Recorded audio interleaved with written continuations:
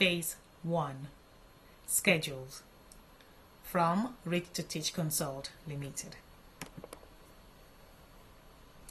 Hello and welcome. Welcome to our YouTube channel, which we have called One by One with Stella. This is Stella. Everything comes from our parent company, Ready to Teach Consult Limited.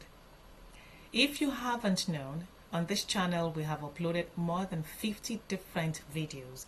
The very first series of videos were targeted towards classroom teachers and ideas that you can create based on materials that you pick from the stores or even from home to use as classroom teaching resources. I wish that everyone who is watching this becomes subscribers and you hit the notification bell, so if I upload a new video you'll get notified. Invite as many interested educators or concerned parents or homeschoolers out there to join us on this channel. Thank you. So what is it?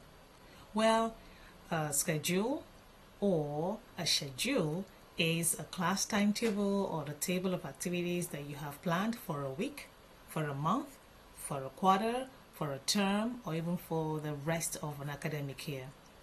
In some settings, teachers are given already created timetables or schedules, while in other schools the teachers are given the room to be creative as long as they're able to cover whatever learning goals have been planned for the classroom that they're managing. So if you fall into the main category of teachers who have been presented a class timetable or a schedule and you cannot make any changes, there's still hope, not to worry. We'll talk about that today.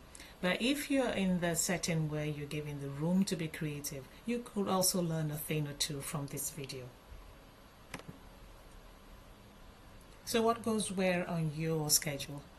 Well, I want you to realize that in some settings, math and language art are given longer periods of time to learn in the classroom. They have longer sessions. In some situations, you have double periods. Now, based on what you have on your curriculum or the philosophy you follow, you have created your scheme of work. From the scheme of work, you develop your lesson plans or lesson notes, right? Well, it will now give you an idea of what you'll be able to cover on your schedule. Unfortunately, we have situations where even in preschool, some preschoolers are forced to undergo subjects as many as 10, 12, 15. They're broken into 10, 12, 15 different subjects. It drives me crazy, but that's really what happens in most settings. I wish there could be great changes, because for the preschoolers, they really don't need to be covering so much. They need to learn, they need to be comfortable, they need to build on their social skills and communication before they go into formal setting. Now for the elementary classes or the higher grade levels, well, you will need to be able to tailor your schedule to fit the subjects that you're teaching based on the curriculum that you run. Well, for this period, we know that not every child excels in math, neither do they excel in language art. In some settings or parts of the world, you realize that English language comes as a second. The primary locally spoken language comes first. So they give priority to the local language and maybe math, but we need to look at what is trending in the world today, what moves the world today. Creativeness, what you can do with your hands. Okay, it's good to be able to learn, have good mastery of language art as well as math, but what can you do? What vocation can you engage in that will help you in life besides just math and language art? So I will let you decide, as an educator or a school owner or a creative classroom teacher who has been given that opportunity to create what suits your classroom, to be open to ideas. Look at samples around you and see which one can fit what you intend to help the children learn during the 1 year they spend in your classroom.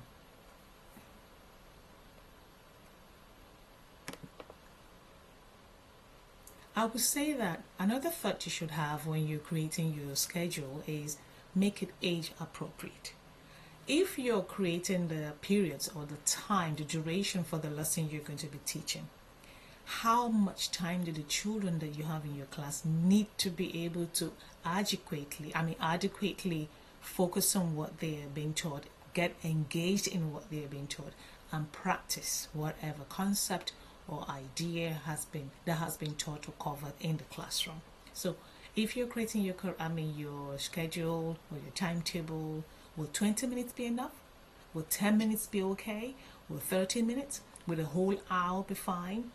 And like I said, making reference to the previous slide, you know that in some settings, math and language are given top priority, and they take as much as an hour to cover, because we call those ones core subjects, and we need the children to spend more time practicing whatever topic or concept they have been introduced to. Now, think also the age of the children, what they need to learn. If they're preschoolers, surely you know their attention span is very short. So whatever you're teaching should not take too long.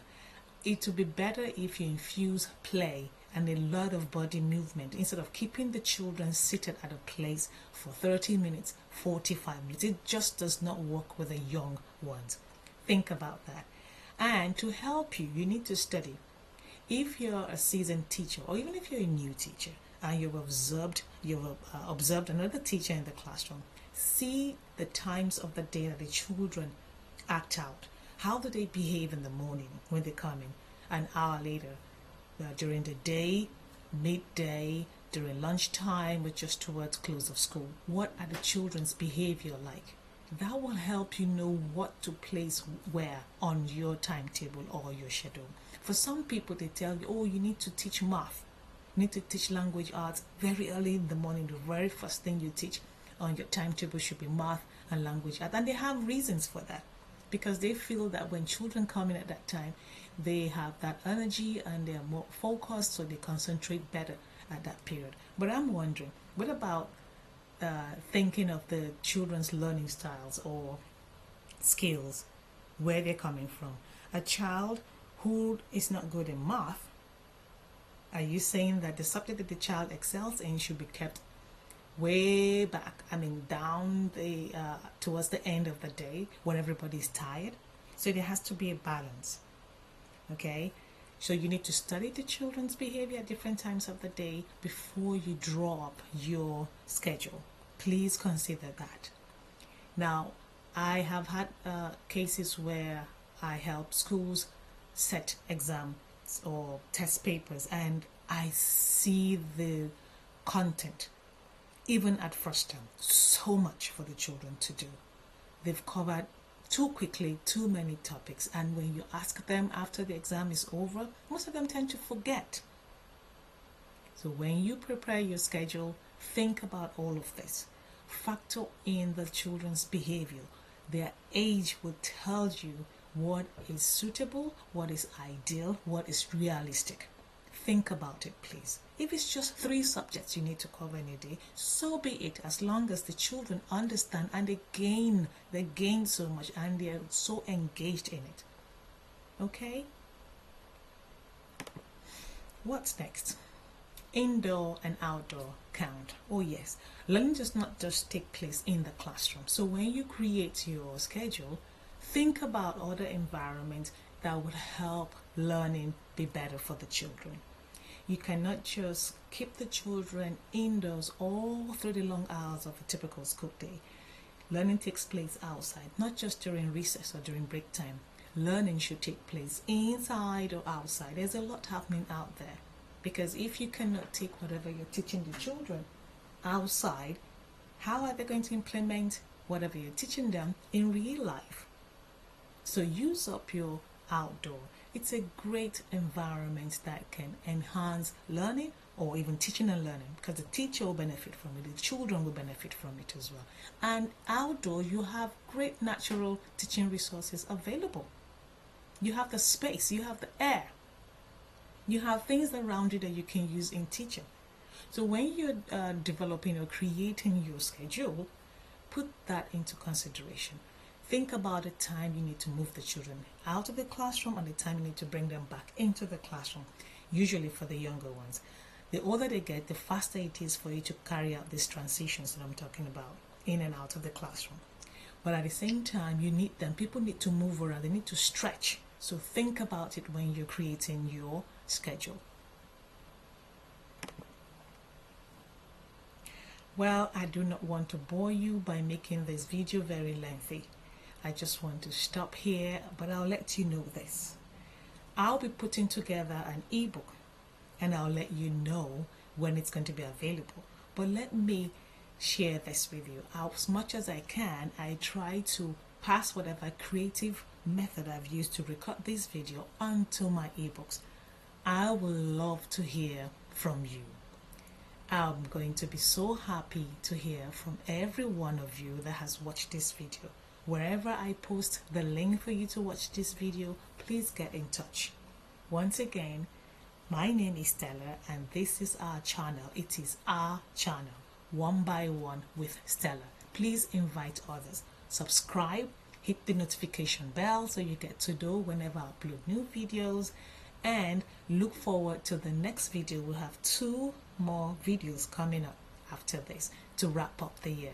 Take care of yourself, and if you're based in America, happy Thanksgiving ahead.